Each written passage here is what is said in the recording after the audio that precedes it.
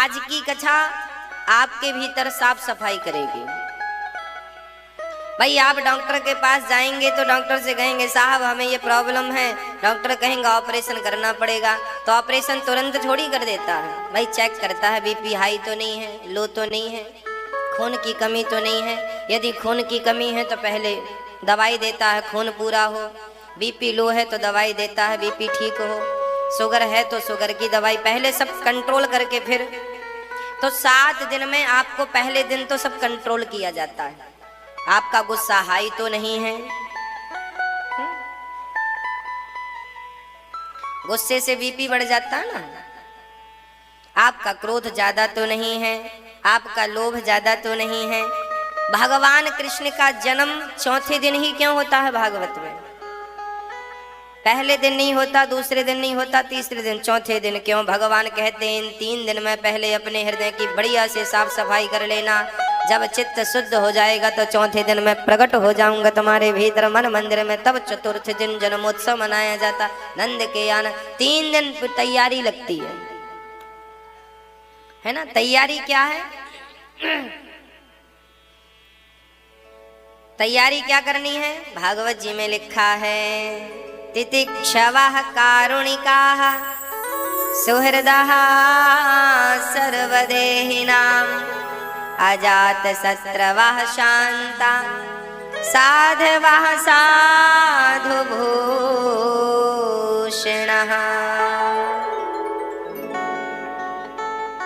है ना? तितिक्षवा भागवत आपको सहनशील करती है। भागवत जी चित्त को शुद्ध कर देती है, सारी गंदगी साफ कर देती है, बिल्कुल क्लीन। जैसे जन्म लिए थे वैसे हो जाओगे। भागवत जी में लिखा है, सुखदेव भगवान कहते हैं, व्यास जी कहते हैं, सच्चिदानंद रूपाय विश्वोत्पत्त्यादिहेतवे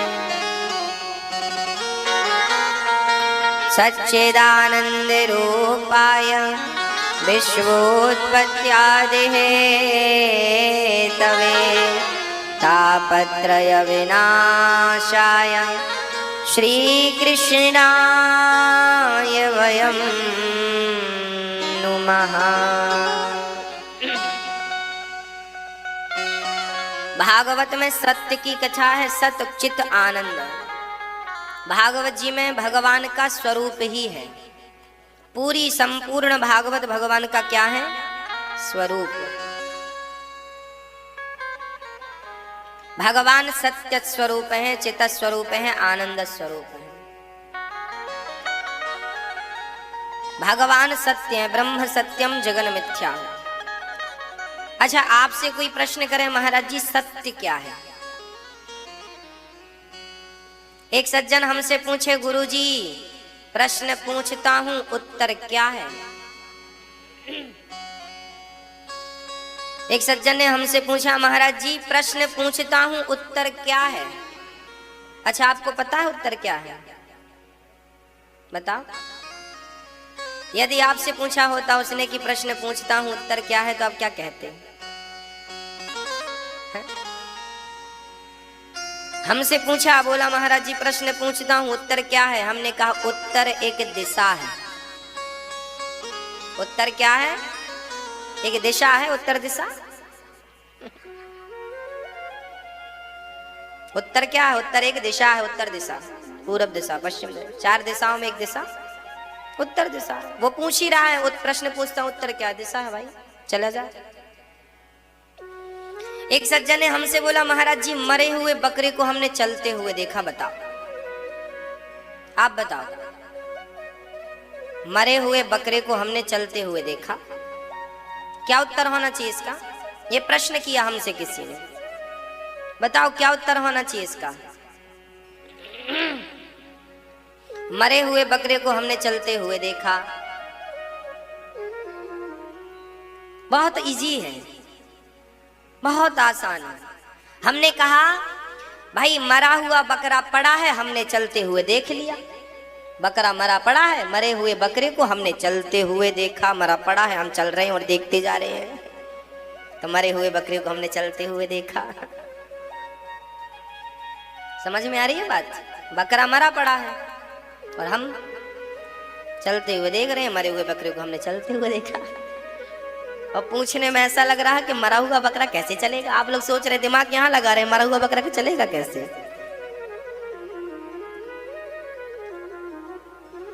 एक सज्जन ने बहुत कठिन सवाल पूछा हमसे, बोले महाराज जी 70 में क्या जोड़ दिया जाए कि 70 में क्या जोड़ दें कि 17 हो जाए। 70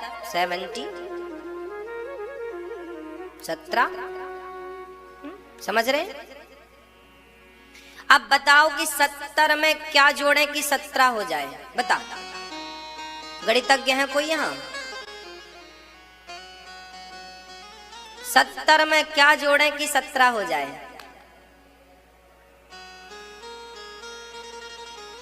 बड़े बड़े गणितज्ञ फेल हो गए यहाँ। आर्यभट्ट होते तो उनसे भी बात होती। 70 में क्या जोड़ दिया जाए कि 17 हो जाए? बहुत सिंपल है। क्या?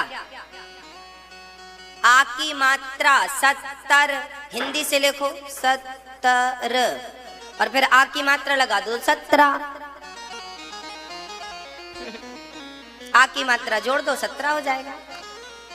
70 में क्या जोड़े कि 17 हो जाए? आ की मात्रा जोड़ दो, हिंदी से लिखो 70, सा आधा ता फिर ता र 70।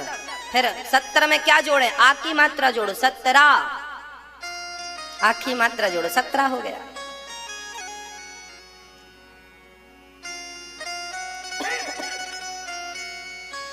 अब आपसे कोई पूछे कि महाराज जी सत्य क्या है। अब देखो, अब हम इन प्रश्नों के बाद अब भागवत जी के प्रश्न पर आ गए।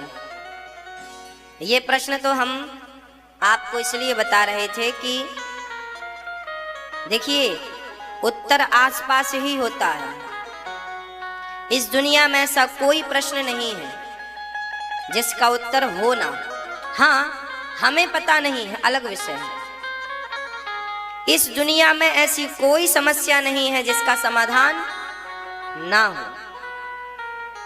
कोई बीमारी ऐसी नहीं है जिसका इलाज ना हो। हम पहुंच नहीं पाते वहां तक, हमारी सोच जा नहीं पाती वहां तक। बस फर्क इस प्रश्न ये है। अब प्रश्न खड़ा हुआ, सत्य क्या है? सत्य किसे कहते हैं?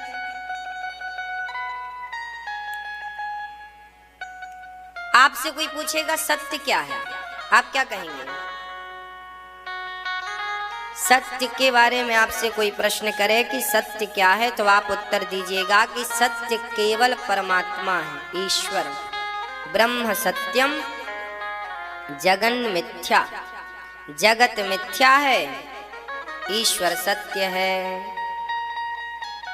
अच्छा, सत्य क्या है? एक बार यही प्रश्न, ये प्रश्न छोटा नहीं है। इस प्रश्न में एक बार बहुत बड़ा विवाद हुआ था, है ना? जनक जी के सभा में अष्टावक्र जी गए। अष्टावक्र जी को जानते हैं? भैया जानती हो? वहीं रहते हैं पास में।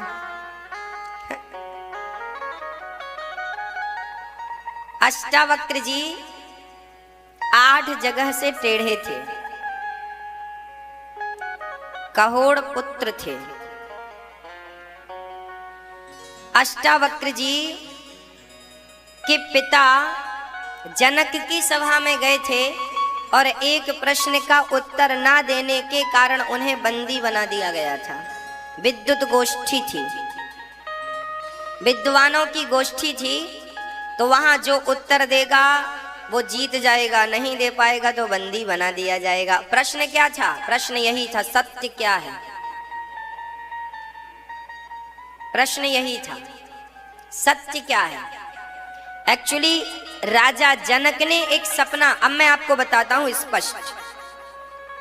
मैया जी, ओ मेरी माँ, बहुत सावधान होकर सुनिएगा।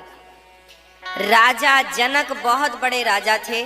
सोने के बिस्तर थे, मखमल के गद्दे थे जिस पर सोते थे, सोने की थाली थी जिस पर खाते थे, और उनका घर आलीशान सोने चांदी और हीरे मोती से, माणिक्य से, रत्नों से जड़ा हुआ था। एक दिन राजा जनक ने एक सपना देखा। बहुत ध्यान से सुनिएगा। एक दिन राजा जनक ने एक सपना देखा कि वो सपने में देखते हैं कि वो एक भिखारी गरीब हो गए हैं, सारा धन लुट गया है और उनके शरीर पे कपड़े भी फटे पुराने से हैं और वो 4 दिन से भूखे हैं, भूख से तड़प रहे हैं। तभी किसी जगह भंडारा था तो खिचड़ी बट रही थी, तो उनको एक दौना खिचड़ी मिली तो बड़े खुश भए कि चलो खिचड़ी मिल गई, अब हम तो खाएंगे और बड़ा मौज करेंगे, बड़ी भूख लगी है। खिचड़ी रखे खाने के लिए, तभी कुत्ता आया और कुत्ता वो दौना मुंह पे दबा के भागा। जब कुत्ता दौना मुंह पे दबा के भागा तब जनक जी पीछे पीछे कुत्ते के, भैया भैया मुझे खिचड़ी खाने दे, मुझे बड़ी भूख लगी है। कुत्ते के पीछे, कुत्ते रुक जा, मुझे खिचड़ी खाने दे, बड़ी भूख लगी है। अभी वो खिचड़ी के लिए कुत्ते के पीछे लगे थे, तभी उनकी नींद खुल गई और जब नींद खुली तो आलीशान बंगलों में थे, महलों में थे। सपने में वो गरीब थे और आंख खुली तो वो ऑलरेडी अमीर थे क्योंकि राजा थे। अब उस राजा ने अष्टावक्र जी से प्रश्न किया कि ये बताओ कि मैंने सपने में जो देखा वो सच था या जो मेरे पास ये दौलत है ये सच है? बोलो क्या सच है, सत्य क्या है? बोलो क्या सत्य है? रात वाला स्वप्न सत्य माने कि ये आंखों से जो देख रहे हैं ये सत्य माने? बोलो क्या सत्य है? मैया जी क्या सत्य है? अष्टावक्र जी ने कहा राजन दोनों ही असत्य हैं। ना तो सपने का देखा हुआ सत्य है, ना तो जागृत अवस्था में देखा हुआ सत्य है।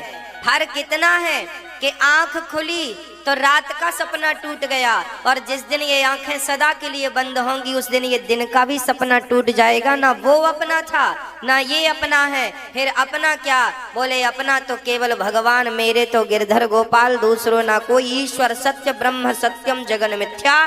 भगवान का नाम जो जप रहे हो यही सत्य है, कथा जो सुन रहे हो यही सत्य है, बाकी संसार के सारे भोग सारी चीजें असत्य हैं।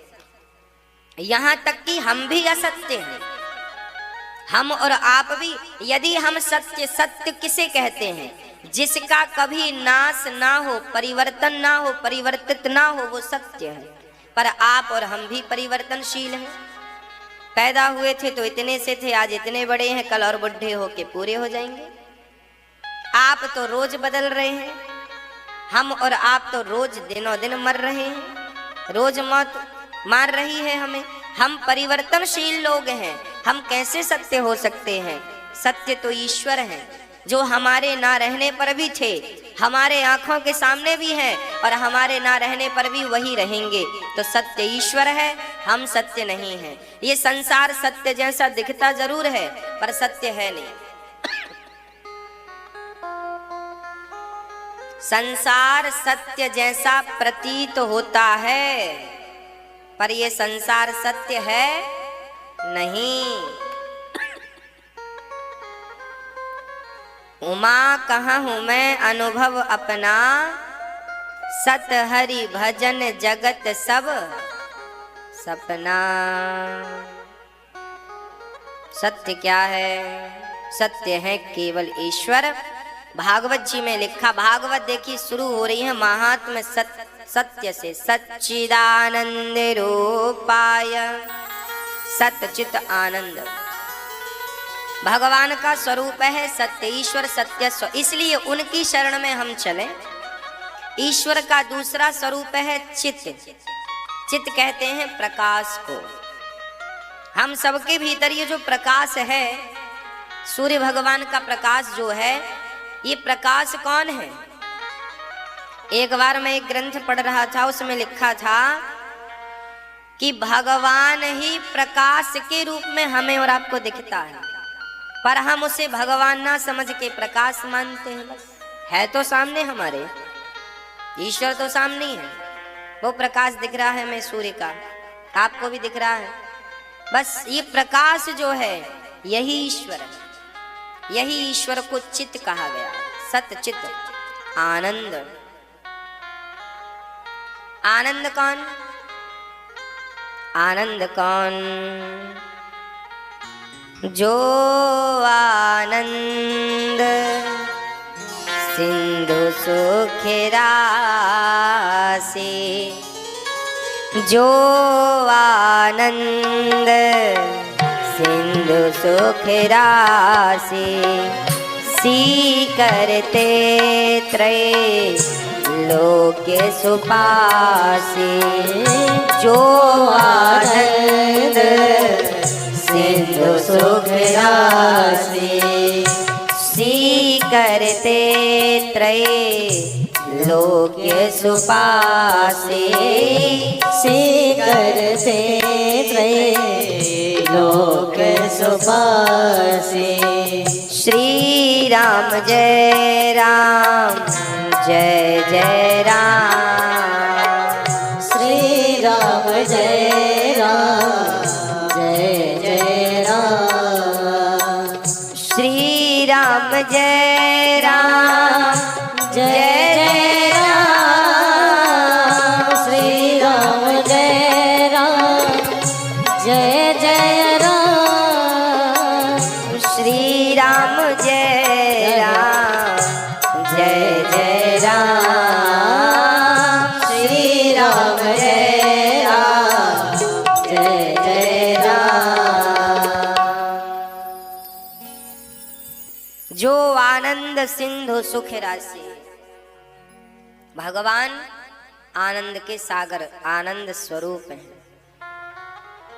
भगवान की कथा ही आनंद देने वाली है, भगवान की कथा ही मंगलकारी है, इसलिए ईश्वर को आनंद कहते हैं। अच्छा, संसार के आनंद में और भगवान की भक्ति के आनंद में कितना अंतर है देखिएगा।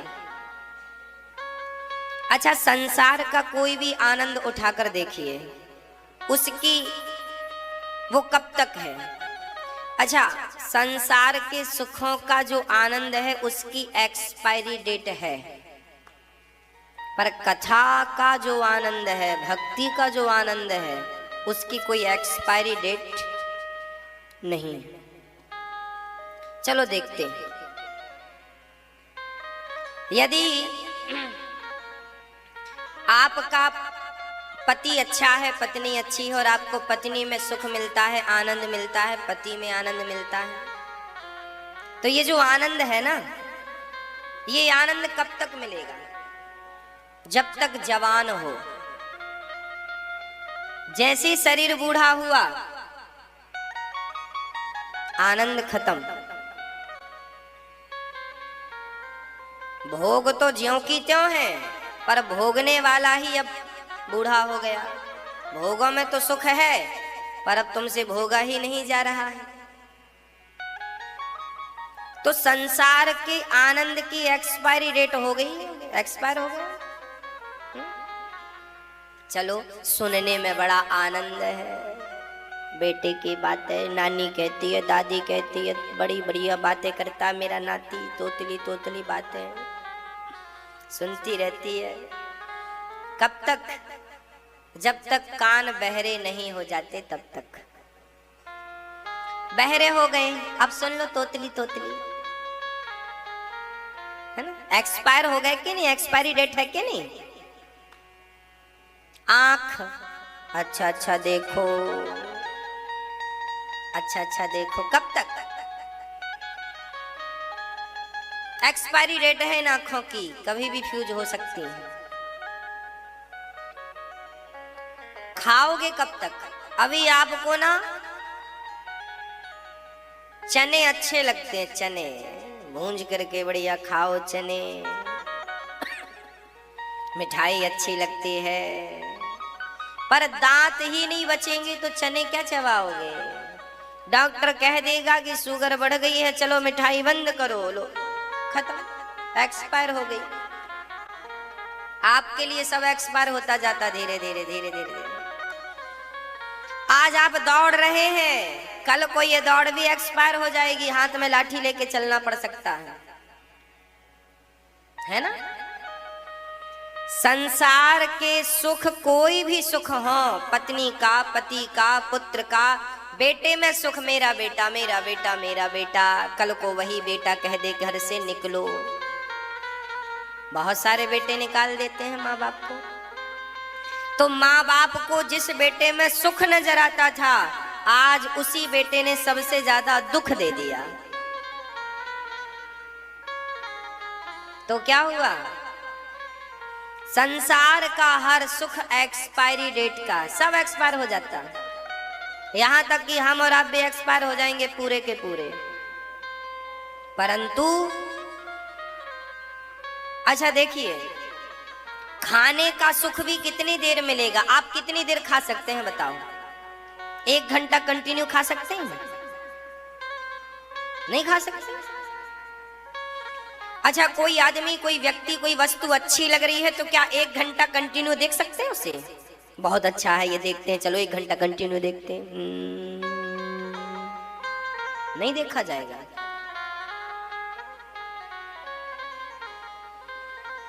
एक घंटा कंटिन्यू आपसे कुछ नहीं हो सकता।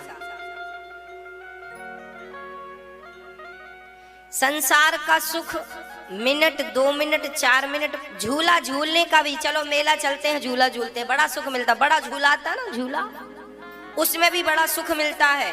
पर कितनी देर, 5 मिनट का झूला, 10 मिनट का झूला, 1 घंटे तक झूलाते ही रहे तो आदमी मर जाएगा, चक्कर आ जाएंगे। सही है या नहीं? संसार का हर सुख केवल 5 मिनट का है, अधिक से अधिक। कोई भी आप आइसक्रीम खाइए, 1 खाएंगे, 2 खाएंगे, 3 खाएंगे, ज्यादा नहीं साहब, बस अच्छी है खाओ। अभी आप ही कह रहे थे बहुत अच्छी है, तो अच्छा बहुत अच्छी है तो 30-40 खा जाओ। खाएगा कोई? रसगुल्ले बहुत अच्छे हैं तो क्या 40 खाएगा कोई? अच्छे हैं तो 2 खाएगा, 3 खाएगा, 4 खाएगा, और 4 खाने में 5 मिनट लगेगा। मतलब कोई भी सुख 5 मिनट से ऊपर नहीं होता। सांसारिक कोई भी सुख ज्यादा से ज्यादा आपको सुख देगा तो केवल 5 मिनट का सुख देगा, चाहे वो भोगों के सुख हो, चाहे दूसरी वस्तुओं के सुख हो। हाँ, अरे भाई, माँ का बेटा यदि कहीं गुम जाए तो माँ रोती है कहाँ मेरा बेटा, कहाँ मेरा बेटा, और मिल जाए तो तुरंत छाती से चिपका लेती है, मेरा बेटा मेरा बेटा मेरा बेटा। अब ये बता वो कितनी देर चिपकाए रहेगी? 5 मिनट। चल चल खेल, अब चल खेल। हाँ या ना? आपका बेटा परदेश से लौटा है तो माँ दौड़ के छाती से लगा लेती है, कितनी देर लगाएगी? 5 मिनट। चिपकाई रहेगी क्या दिन भर? आपका प्रेमी और प्रेमिका मिले हैं, प्रेमी और प्रेमिका का मिलन हुआ है तो मिलेंगे कितनी देर? अधिक से अधिक 5 मिनट। हाँ, बस यही है सांसारिक सुख। संसार का हर सुख केवल 5 मिनट का है। पर देखो, आप कथा में रोज 3.5 घंटे बैठते हैं, ये अंतर है संसार में और भगवान की कथा में। 3.5 घंटे आप रोज कथा सुनते हैं तो भी आप कल सुनने की इच्छा रखते हैं, आप बोर नहीं होते, ऊबते नहीं है, बोरियत महसूस नहीं होती। और संसार का रसगुल्ला खा लो तो आप खाए हैं, आप सवेरे रसगुल्ले और 5 मिनट बाद फिर कोई लाए तो नहीं खाएंगे, पर कथा कंटिन्यू आप सुनेंगे। बिहारी जी का एक बार दर्शन किया है तो दोबारा भी जाने का मन होगा। कथा एक बार ध्यान से सुन ली तो कथा दूसरी बार भी सुनने का मन होगा। बस यही है संसार के सुख का और भक्ति के सुख का अंतर। वो अंतर हमने आपके समक्ष रखा है। संसार केवल 5 मिनट का है, जबकि भगवान, अरे बड़े बड़े साधु आप देखना, यहाँ बंसीवट में बड़े बड़े साधु, मैंने एक साधु से पूछा आप कब से हैं? बोले हमें यहाँ 30 साल हो गए। 30 साल से जंगल में है, ना तो दुकान देखी, ना तो संसार, ना स्त्रियां देखी, ना पुरुष देखे। एक झोपड़ी में केवल भजन करते हैं, कोई लाकर दे दिया तो खा लिए, नहीं तो वो पत्ते, आज भी पत्ता खाने वाले साधु मिल जाएंगे आपको, घास फूस खाकर भजन करने वाले साधु मिल जाएंगे आपको, आज भी हमने दर्शन किए हैं, आज भी। अब उन्हें भगवान की भक्ति में ऐसा सुख मिला, ऐसा सुख मिला कि शरीर पर कपड़े नहीं है तो भी सुख है, रहने को झोपड़ी नहीं है तो भी सुख है, और खाने को रोटी नहीं है तो भी। अब बताओ भाई, इन सब के अभाव में कौन सुखी रहता होगा? किसी को रोटी ना मिले तो वो सुखी रहेगा, किसी को कपड़े ना मिले तो सुखी रहेगा, किसी को रहने को घर ना मिले सुखी रहेगा, पर वो साधु संत, उन्हें तो भगवान की भक्ति मिल गई है। अब उस सुख के आगे सब सुख फीके ही नजर आते हैं। हम कौन सा सुख पाएं और किस सुख की चाहत रखें? कोई सुख काम करता ही नहीं, अच्छा लगता ही नहीं। इसलिए कहता हूं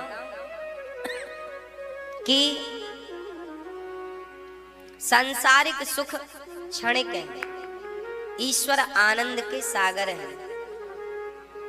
बड़े बड़े साधु भगवान के भजन में मस्त हैं। अच्छा, अभी आपको ये सुख का अनुभव क्यों नहीं हुआ? इसलिए नहीं हुआ क्योंकि अभी तक आप कथाएं सुनना आपने स्टार्ट नहीं की। जिनने कथाएं सुनना शुरू कर दिया है, कई लोग हमें बताते हैं कि हमारी माँ कथा आती है तो भोजन नहीं करती, चाय नहीं पीती, पानी नहीं पीती, बस बैठी टीवी के सामने कथा सुनती रहती हैं। हाँ, ऐसे भी लोग हैं जो कथा से इतना प्रेम करते हैं। अब बताइए, इनके सामने, भगवान के सुख के सामने, भक्ति के सुख के सामने संसार के सारे सुख फीके दिखते हैं कि नहीं? हो जाते हैं कि नहीं? ये प्रत्यक्ष प्रैक्टिकल आप भी अनुभव करते होंगे। ये आनंद ही ऐसा है। कोई एक बार वृंदावन आ जाता है ना तो उसका मन जाने का नहीं करता। करोड़पति लोग जिनके करोड़ों के कारोबार चल रहे हैं, लाखों लोग काम कर रहे हैं, वो वृंदावन आ जाते हैं तो यहाँ की मिट्टी में लोटते हैं, यहाँ की रज को उठा उठा के माथे पे लगाते हैं, ब्रज रज में ऐसे ऐसे गोल गोल लोटते हैं, जाने का मन नहीं करता। क्यों? आज भी यहाँ की मिट्टी में गोपियों का वो प्रेम समाया हुआ है कि जो आपको बांध लेता है, खींच लेता है, जाने नहीं देता। मैंने सारा संसार देखा है, लगभग सब देखा, पर सच कहता हूं कि वृंदावन से अच्छा कुछ नहीं देखा। आपके घर में और वृंदावन में क्या अंतर है? आप वृंदावन आए हो तो अब रुको 7 दिन, आपको अपने आप पता चल जाएगा। मैं अपना अनुभव बताता हूं। हम अपने घर में होते हैं और वृंदावन में होते हैं तो अंतर क्या होता है? अंतर सिर्फ इतना होता है कि घर में हम बातें करते हैं सांसारिक, है ना, सांसारिक बातें। वो कहाँ हैं, वो कैसे हैं, आए कि नहीं आए, मिला कि नहीं मिला, पैसे आए नहीं आए, दुकान चली नहीं चली, नुकसान हुआ फायदा, यही बातें होती हैं। और बातचीत करके आदमी घर में सो जाता है। काम किया, खाया पिया, सो गया, काम किया, खाया पिया, सो गया। यही सबका, यही सबकी दिनचर्या है। पर वृंदावन में, जब वृंदावन में आप अपने कमरे में सोते हैं तो आप अपने कमरे में सो रहे हैं। सवेरे जब आप जागते हैं तो आंख खुलते ही अपने आप आपके कानों में कहीं ना कहीं से भगवान का नाम पड़ेगा। यहाँ कहीं ना कहीं से यहाँ अखंड कीर्तन चल रहे हैं, यहाँ परिक्रमा लग रही है, यहाँ भगवान की जय जयकार हो रही है। आप किसी से बात कर रहे हो तो रिक्शा वाला बाजू से निकल जाए तो राधे राधे अपने आप कानों में पहुंच जाता है। हम आपसे बातें कर रहे हैं, चलो फालतू ही बात कर रहे हैं, परंतु बाजू से रिक्शे वाले ने कह दिया राधे राधे तो वो कान में गया कि नहीं? अब आपके शहर में कौन है राधे राधे कहने वाला? यहाँ तो रिक्शा वाला भी राधे राधे कहता है, और सच कहता हूँ यहाँ का रिक्शा वाला भी इतना पावरफुल है कि वो आपको अपने रिक्शे में बिठाकर बिहारी जी तक पहुंचा देता है। सोच लो, बिहारी जी तक पहुंचा देता है। संसार में और यहाँ पर यही अंतर है कि यहाँ ना चाह कर भी भगवान का नाम कानों में पड़ता रहता है, ना चाह कर भी। यहाँ बातें होंगी तो यही बातें होंगी, आज बिहारी जी का श्रृंगार कैसा था, आज फूलों का बंगला था, आज राधा रमण जी कैसे थे, आज निधिवन कैसा था, यही चर्चाएं चलती हैं। आज देखो परिक्रमा लग रही है, आज देखो ये तिथि, अच्छा आज एकादशी है तो परिक्रमा लग रही है, अच्छा आज पूर्णिमा है तो परिक्रमा लग रही है, राधे राधे सुन रहा है, जय श्री कृष्णा सुन रहा है। वाह, यही तो सुख है यहाँ का। यहाँ ना चाह कर भी साधु संतों के दर्शन हो जाते हैं। अभी आप परिक्रमा में निकल जाओ, दो चार आपको माला लिए मिल ही जाएंगे।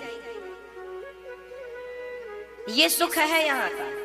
यहाँ आप भक्ति ना करो, देख देख के भक्ति हो जाती है। कहते हैं ना, इत्र की दुकान में आप इत्र मत खरीदो, पहुंच बस जाओ, खुशबू तो अपने आप प्राप्त हो ही जाएगी। ये वृंदावन वो वृंदावन है कि नास्तिक भी यहाँ आ जाए तो भगवान के प्रेम की खुशबू तो लेकर ही जाता है। ये प्रेम की खुशबू यहाँ पर आज भी है, आज भी यहाँ साधु संतों का दर्शन है। और ऐसे नहीं, आज भी यहाँ उच्च कोटि के साधु संत मैंने दर्शन किए हैं।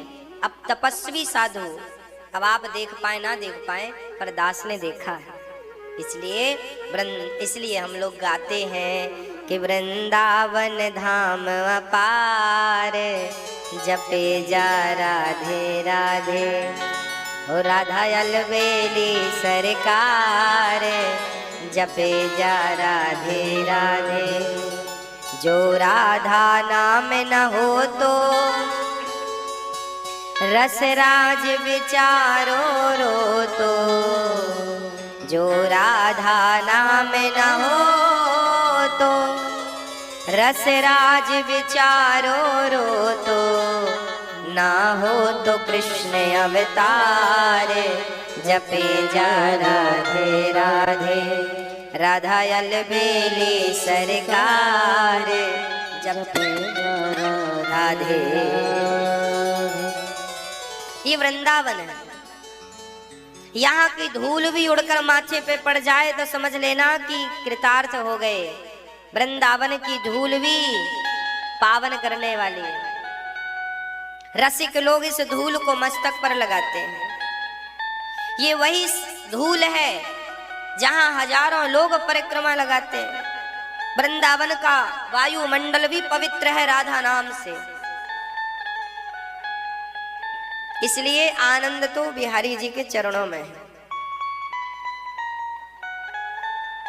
हाँ, मिलता है सच्चा सुख केवल भगवान तुम्हारे चरणों में, मिलता है सच्चा सुख केवल भगवान तुम्हारे चरणों में।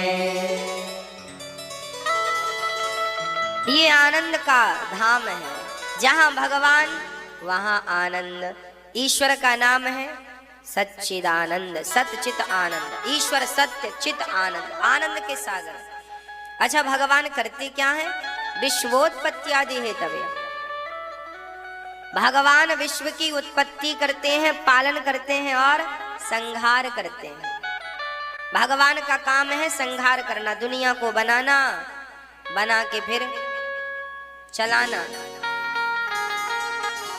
ये दुनिया को बनाना, बना के फिर चलाना, बस इसी का काम है। बड़ा जबरदस्त इसका इंतजाम है। भगवान विश्व की उत्पत्ति, हमें उत्पन्न किया, हमारा पालन किया, अंत में हमारा संहार कर दिया। जो भगवान की शरण में रहते हैं ना भक्तों, उसका सारा दुख दूर हो जाता है। तापत्रय विनाशाय श्री कृष्णाय वयं नुमः। सारा दुख दर्द अपने आप समाप्त हो जाता, तापत्रय विनाशाय, सारा दुख चला जाता है जो भगवान की शरणागति ग्रहण कर लेता है। ऐसे भगवान को हम राधा सहित कृष्ण को श्री कृष्णाय वयं नुमः, ऐसे भगवान को नमस्कार करते हैं। सुखदेव भगवान को नमस्कार किया। आइए चलते हैं नैमिषारण्य। नैमिषारण्य में 88,000 संत बैठे हैं केवल सत्संग करने के लिए। सूत जी का आगमन हुआ। सूत जी आए तो सभी ने खड़े होकर उनका अभिवादन किया, स्वागत किया। सूत जी को देखकर सब गदगद हो गए। सूत जी से शौनकादि ऋषियों ने प्रश्न किया कि हे गुरुदेव, हमें बताओ कि भक्ति ज्ञान विरागाप्तो विवेको वर्धते महान, माया मोह निरासश्च वैष्णवै क्रियते कथम। ऐसी कथा सुनाइए जिससे हमारी भक्ति बढ़े, हमारा ज्ञान बढ़े, हमारा वैराग्य बढ़ जाए। कथा क्या बढ़ाती है? भक्ति, ज्ञान, वैराग्य। कथा सुनने से भक्ति अपने आप बढ़ती है, ज्ञान अपने आप बढ़ता है, वैराग्य अपने आप। जैसे भोजन करने से पेट अपने आप भर जाता है, उसी प्रकार कथा सुनने से भक्ति प्रेम अपने आप बढ़ जाता है। इसके लिए केवल कथा सुनिए, भक्ति अपने आप बढ़ेगी। एक सज्जन ने हमसे कहा, गुरुदेव भक्ति कैसे बढ़ेगी, भगवान के चरणों में प्रेम कैसे होगा? हमने कहा कथा सुनना शुरू कर दीजिए। कथा जब निरंतर सुनेंगे तो भगवान के चरणों में प्रीति अपने आप बढ़ेगी। कुछ नहीं करना आपको। हाँ जी, इस घोर कलयुग में लोग आसुरी स्वभाव के हो गए हैं। देखिए ना, सूत जी महाराज ने कहा, सौनक जी आपने बड़ा उत्तम प्रश्न किया है। अब मैं आपको बताता हूं कि कैसे हम सभी का कल्याण हो, उत्थान हो। ये जो भागवत की कथा है ये देवताओं को भी दुर्लभ है। एक बार सुखदेव जी कथा सुना रहे थे राजा परीक्षित को। तभी देवराज इंद्र ने कहा सुखदेव जी से कि प्रभु क्या ये कथा हमें मिल सकती है? सुखदेव जी बोले क्यों नहीं, आपको जरूर मिलेगी। तो क्या करना पड़ेगा? बोले आओ। एक बार अपने गुरु जी से इंद्र ने पूछा, अपने गुरु जी बृहस्पति जी से, क्या ये भागवत हमें मिलेगी? हाँ हाँ मिलेगी, जाओ सुनो। इंद्र सुनने तो नहीं गए, सौदा करने चले गए। अमृत का कलश लेकर गए और कहने लगे सुखदेव जी से, सुखम नत्वा बदन सर्वे स्वकार्य कुशला सुरा। हाँ, सुखम नत्वा बदन सर्वे स्वकार्य कुशला सुरा। सुनो, सुखदेव जी से कहा इंद्र ने, सुखदेव जी ये स्वर्ग का अमृत लाए हैं सो आप ले लो, और कथा आप जो परीक्षित को पिला रहे हैं ये हमें दे दो। सुखदेव जी ने कहा नहीं, संभव नहीं है। आपके स्वर्ग का अमृत कांच का टुकड़ा है और हमारी मणि, हमारी कथा मणि है। अब कोई मणि देकर कांच का टुकड़ा ले ले उसे तो समझदार नहीं कहेंगे। आपके स्वर्ग का अमृत कांच का टुकड़ा है और हमारी भागवत मणि है, इसलिए आपके कांच के टुकड़े को नहीं लिया जाएगा। देवराज इंद्र को अनाधिकारी समझकर सुखदेव भगवान ने कहा आप इसके अधिकारी नहीं हैं। देखिए इंद्र भी इस कथा के अधिकारी नहीं है। कथा कौन सुनने का अधिकारी है?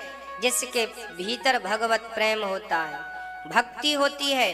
इंद्र तो अमृत का कलश लेकर आए और कहने लगे कि आप अमृत ले लो, बदले में भागवत दे दो।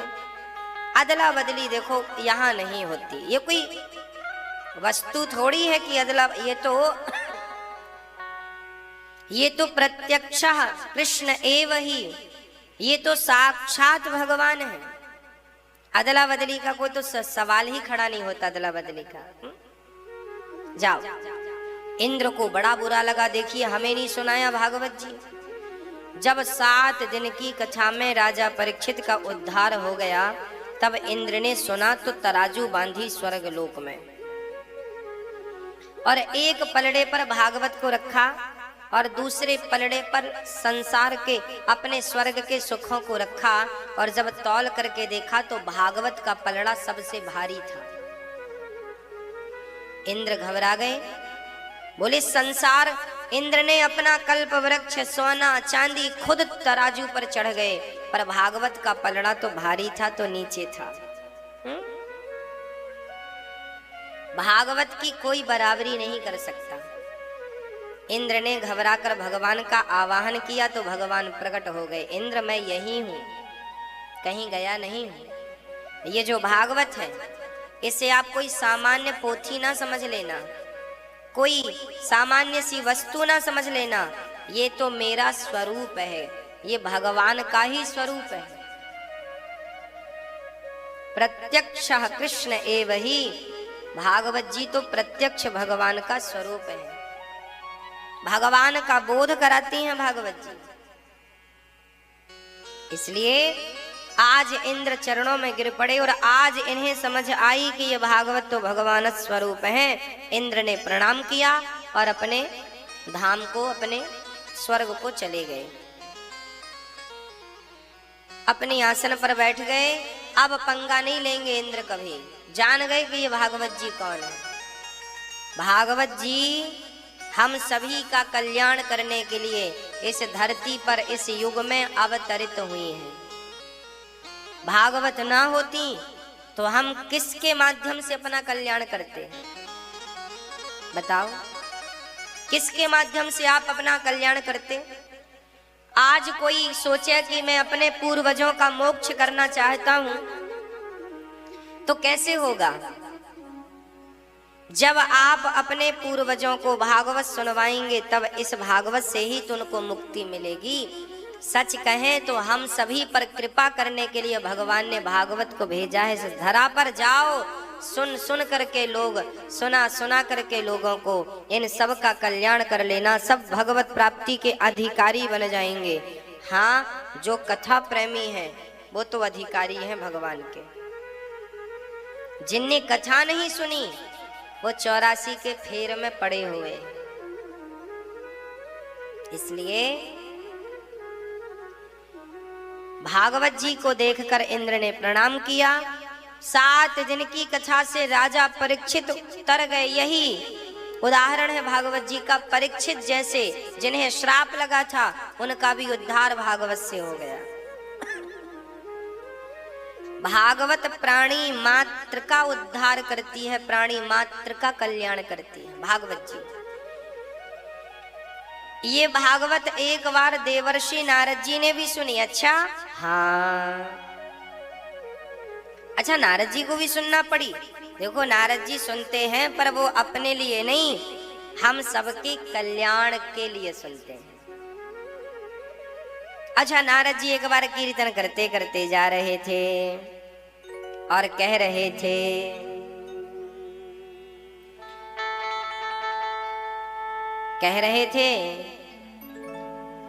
कि एक नजर कृपा की कर दो,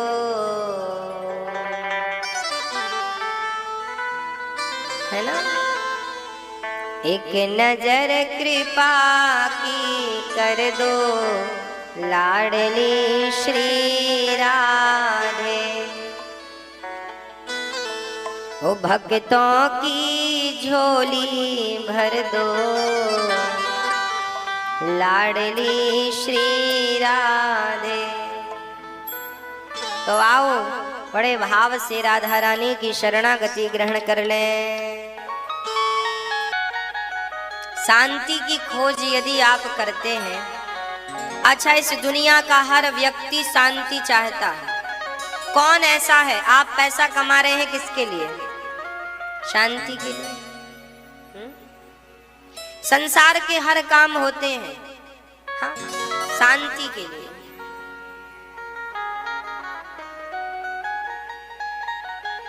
पर कई बार ना शांति के लिए करते करते जब आप शांति के लिए काम करते हैं तो जिस शांति को पाने के लिए काम कर रहे थे शांति तो आई नहीं, अशांति और पैदा हो गई।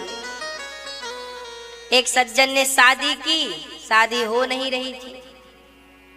शादी हो जाए तो शांति हो। शादी हुई, लो बहू ने महाभारत चालू कर दिया। अब जो बची खुची थी वो भी चली गई। अब लगा रोने, क्या हो रहा है?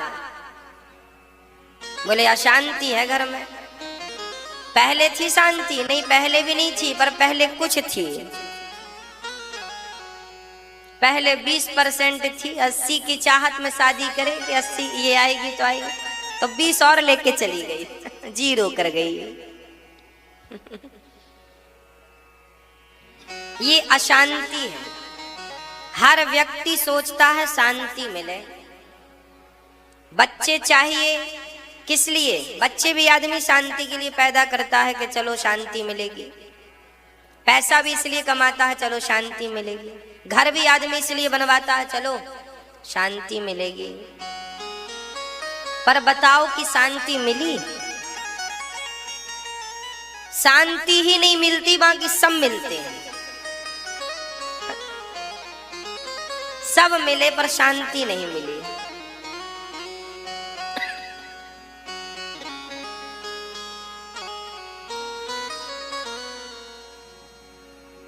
इसलिए शांति कहाँ है? अच्छा, आपको क्या लगता है? देखिए शांति कहाँ है।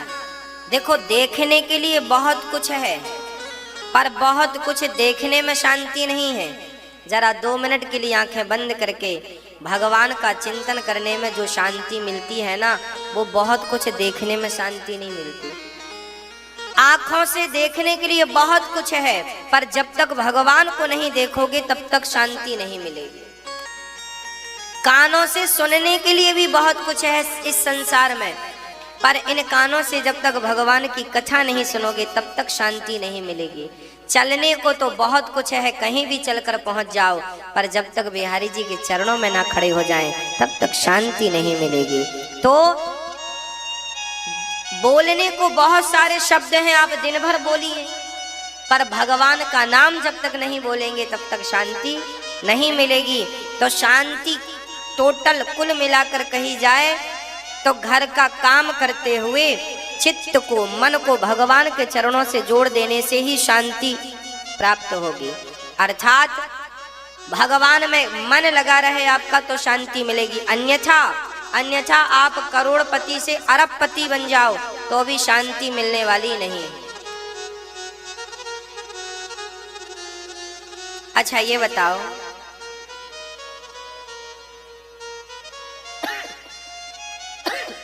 जब आपके पास लाख रुपए नहीं थे तब आप किसके लिए रो रहे थे? चाहत किसकी थी?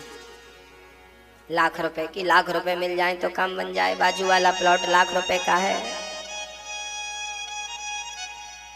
ना? बाजू वाला प्लॉट लाख रुपया का है, मिल जाए। अब लो कहीं से जोड़ तंगोड़ के भगवान ने आपकी व्यवस्था करा दी, लाख रुपए आ गए, आपने प्लॉट ले लिया।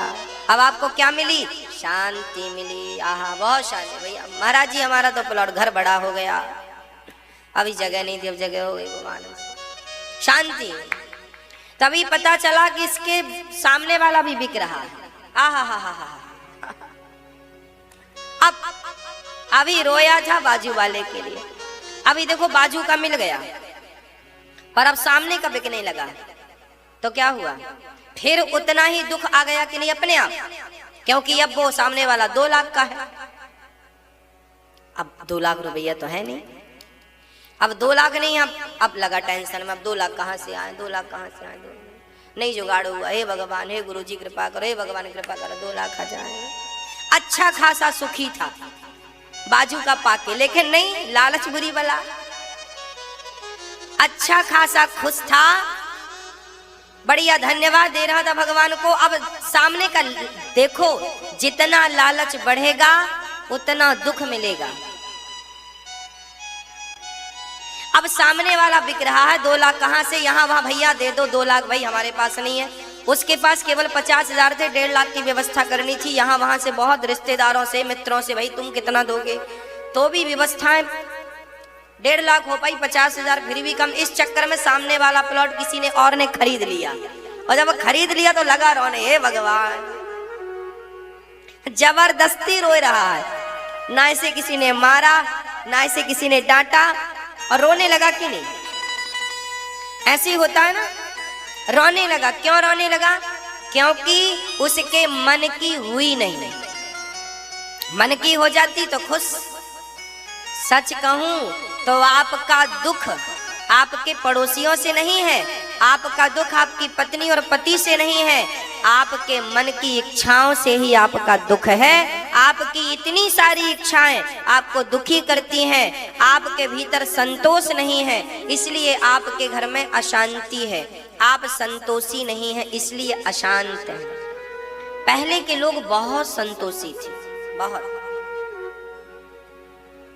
खूब आनंद से। आज मुझे रास्ते में जब हम अन्न क्षेत्र बांट रहे थे तो एक बच्ची आई, एक बहन आई, अंधी थी, उसको दिख नहीं रहा था कुछ, यहीं रहती है पास में और रोज भोजन लेने आती है। बचपन से ही उसकी आंखें नहीं है, पर यहाँ रोज आती है अन्न क्षेत्र में, पेट भर प्रसाद यहीं बैठ कर पाती है और शाम के लिए भी लेकर जाती है। आज हमने उसको देखा ध्यान से तो वो आज बहुत मुस्कुरा रही थी, बहुत प्रसन्न थी। आज हमने उसे देख के महसूस किया कि देखिए, करोड़पति लोग भी ऐसी मुस्कान के लिए तरसते हैं। आप आखिरी बार कब मुस्कुराए थे? आखिरी बार कब हंसे थे? और मैं उसे रोज हंसता और मुस्कुराता ही देखता हूं, जबकि उसके पास कुछ भी नहीं, आंखें भी नहीं, ना बहुत बड़ा घर है, बड़ा क्या छोटा भी घर नहीं है उसके पास, फिर भी वो खुश, रोज मिलती है, रोज राधे राधे करती है, परंतु वो इतना खुश रहती है कि उसे देखकर हमें प्रेरणा मिलती है कि देखो, ये यदि आंखें नहीं होने के बावजूद इतनी खुश रह सकती है तो हम आंखें पाके क्यों नहीं खुश रह सकते? हम सब कुछ पाकर क्यों नहीं खुश रह सकते? क्यों नहीं मुस्कुरा सकते हम? पर हम बस हंसते मुस्कुराते नहीं हैं, बस रोते जाते हैं, ये नहीं मिला इसके लिए, ये नहीं मिला इसके लिए। इसलिए आपकी प्रसन्नता ही आपकी अमीरी है। आदमी बहुत दौलत किस लिए कमाता है? इसलिए कि प्रसन्न रहे। बहुत काम किस लिए करता है? इसलिए कि प्रसन्न रहे। और तुम्हारे पास बहुत हो गया फिर भी प्रसन्न नहीं हो तो इतना सब करने का अर्थ क्या निकला? फिर भी प्रसन्न नहीं हो आप। इसलिए प्रसन्न रहा करिए, खुश रहा करिए, बहुत खुश रहिए, बहुत प्रसन्न रहिए।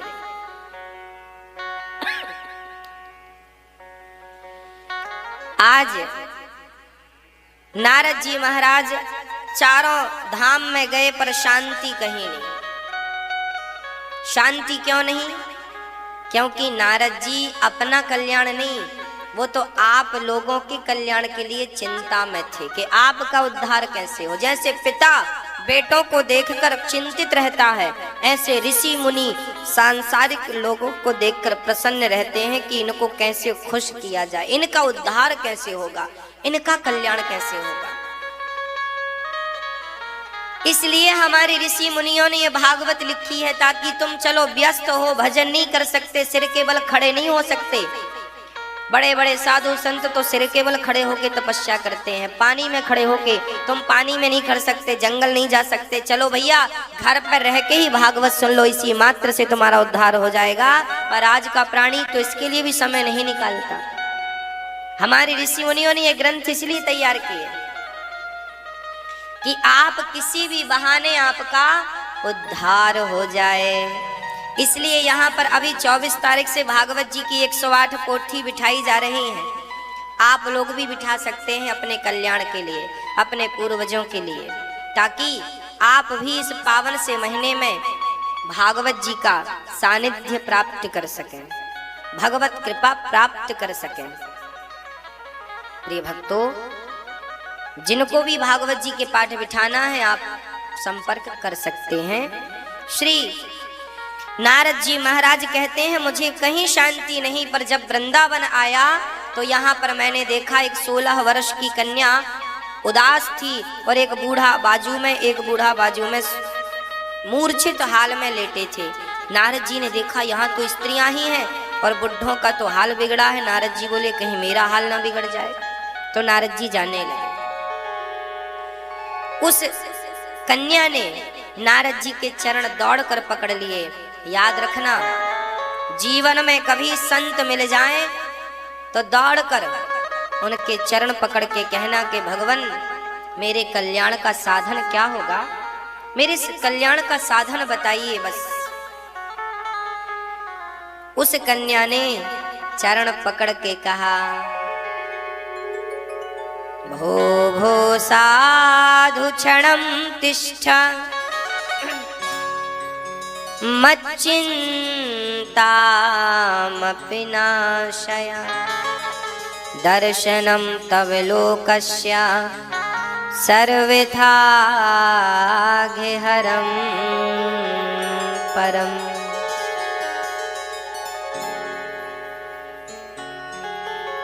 एक पल के लिए रुक जाइए। नारद जी ने कहा, कौन हो देवी, मेरे पांव क्यों पकड़ा है तुमने? तब उन्होंने कहा, मेरा नाम अहम भक्ति ऋतिख्याता इमौ में तनयौ मतौ ज्ञान वैराग्य नामानौ काल योगेन जर्जरौ।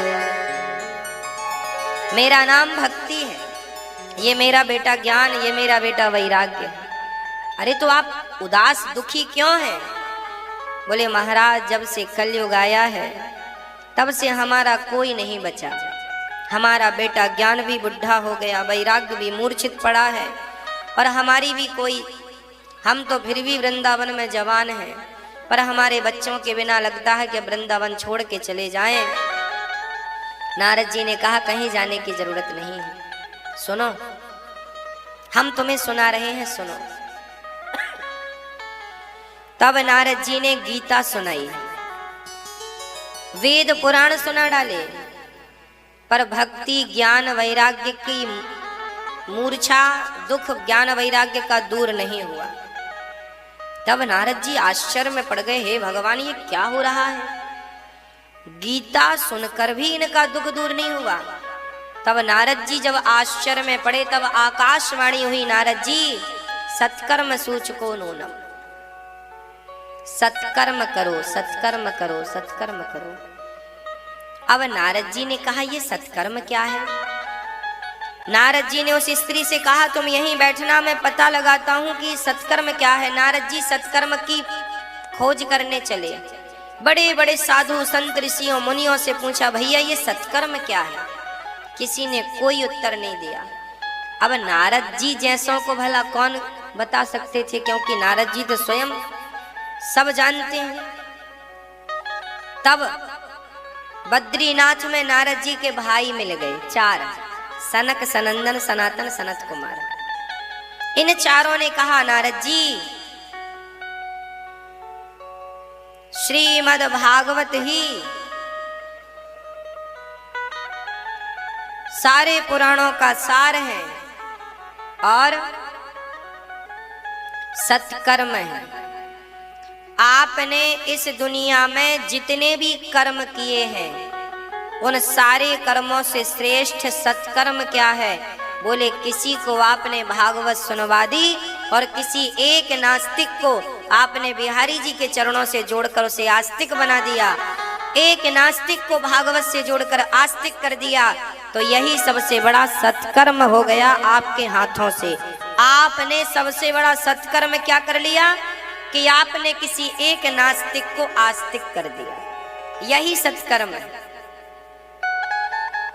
इसलिए हमारे ऋषि मुनि भक्ति करते थे और औरों को भी भक्ति कराते थे। आप भी करिए, औरों को कराइए, यही है सत्कर्म। आप जुड़िए, औरों को जोड़िए। आज जो कि हमारे श्री नंद किशोर नंदवाल जी हैं, आज से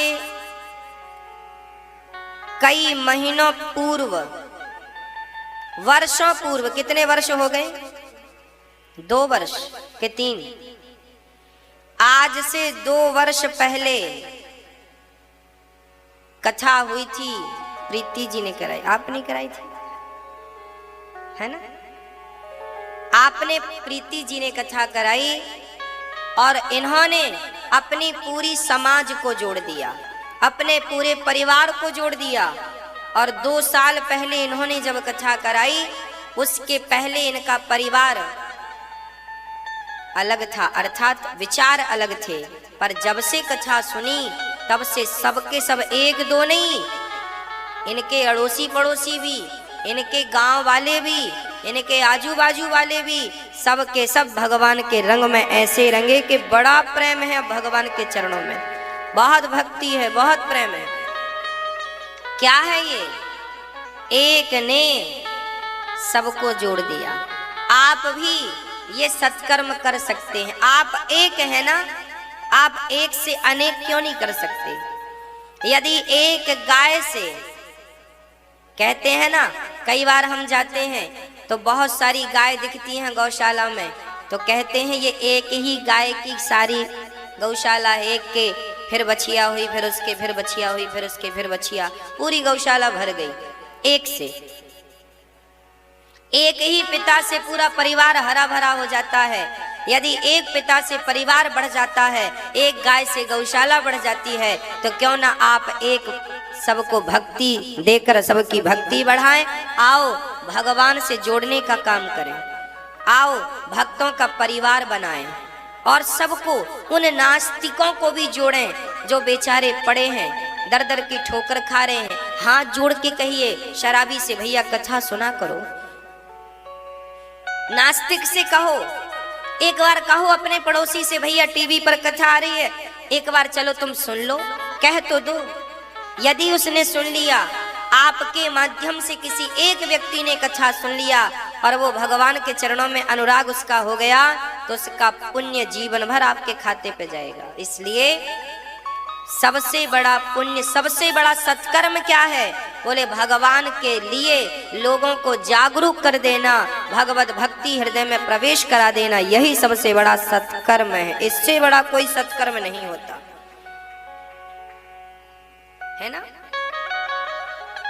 अरे कोई कुआं खुदवाएगा तो उससे प्यास मिटेगी, कोई भंडारा करेगा तो उससे भूख मिटेगी, पर कोई कथा सुनवा देगा तो उस कथा से भगवान मिल जाएंगे, जिसकी चाहत में, जिसकी खोज में हमने जन्म लिया, उस तक पहुंचने का मार्ग मिल जाएगा। इसलिए सबसे बड़ा सत्कर्म है कथा सुनवाना। इसलिए कहता हूं कि जरूर आप लोग भी परीक्षित बन करके भागवत जी जरूर करवाया करो। आप लोगों को लगता है खर्चा होता है, पैसा लगता है। अरे भाई, पैसे बहुत नहीं लगते कि अब तुम्हारी पूरी जमीन जायदाद बिक जाएगी, इतना भी नहीं लगता। सामान्य से खर्चे जो हैं वही होते हैं, पर इसके बदले पुण्य कितना मिल जाता है, शांति कितनी मिलती है। बात और मुद्दा पैसों का नहीं है, पैसों की कमी नहीं होती जो विचार बना लेते हैं। केवल विचार तो कर लीजिए कि हमें भागवत सुननी है परीक्षित बनकर, बस।